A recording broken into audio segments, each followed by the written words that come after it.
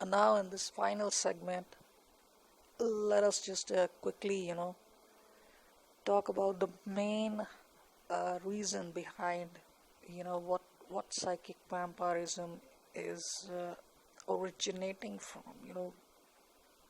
Why the the uh, the presence of evil is there, because we are not looking at too much from the theological point of view, from the religious point of view of the what their understandings of the evil are, but from the psychological spiritual point of view, because this is something which will obviously liberate you. The more you move towards, if you're just going through this problem, I mean, you have just taken the shock, the shell shock uh, of the that this thing actually exists. So it's not just God, but the evil, but the real knowledge on God will come to you only after you have dealt with it. So he who overcomes will uh, go to paradise and will remain in the paradise. So that's the thing. But we are considering it from more from the liberating. I do not want to confuse people, because you go to the religion, the Bibles and everything. We have the edited versions of it. It's not the actual version. And anyhow, man, somebody is gonna write something, and you will accept that as a subjective person, remain objective to everything. So a quick one on that is that what is the main goal of evil people, the psy-vamps and the psychopaths? Is the soul. The evil fights with you for your soul, and this is actually very much true. The higher source, I mean, both the worlds exist, the higher one and the lower one, and somewhere in between you as a human being are, who has developed a soul, a spirit for you. So I mean, the body is gonna perish away, but the soul is something which will travel in the universe.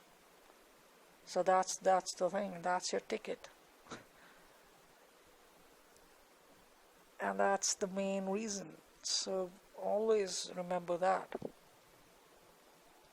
So again, I will repeat this one quote of mine, that the psychic vampire is somebody who specifically fights with you for your soul. Because see, in your life you will meet variety of people. All I can say that I see different types of people now. It's not just the vamps, but another kinds of psychotic people walking the world. One of them, although these are all mind controlled people, but there is this another type of creature that looms around in the world, is completely who is mind control types of species. So who knows how many crazy types are there in the world. But anyways, this type is somebody who's least been studied. I mean, these people are having their own people writing articles, writing books on that, because they do not want people to know anything about their real psyche, because the power is in keeping secrets. So they flourished in the world because of that, of the fact that nobody knew about their psyche. So only few people, or a handful of people, have the actual real knowledge, but they also took it towards the other things as well, the metaphysics and all of that. But you need to know what you need to know on your fingertips, is that this is somebody who is karmic life, the karma, not the dharma. Dharma wise, these people have the ability to project themselves as very virtuous people, good deeds and everything. Fuck that all up. The karma is the state of awareness. The karma is the state of all knowing. So the karmic life of this person is not clean. So which is why when you judge people, judge them by the soul, the spirit, and the baseline foundation for that. Always have this as a baseline normative. What the person actually is than for what they are projecting. So this is very important, highly important. And again, I will say that use your soul as the navigator. When you go on the outside, be highly, sensitive and responsive towards your own soul. Navigate accordingly with that. If a place doesn't feel like you want to be there or you want to spend time there, just move about. Choose a different place for a limited period of time and then move ahead. Use your soul as a navigator. You owe nothing to nobody. It is not your responsibility to help somebody or anything. Anyways, if evil people die, what do you care? Care for yourself. Find the people of light around the world. That's it. It's light versus darkness. There can never be any marriage between the two. That's the true enlightenment.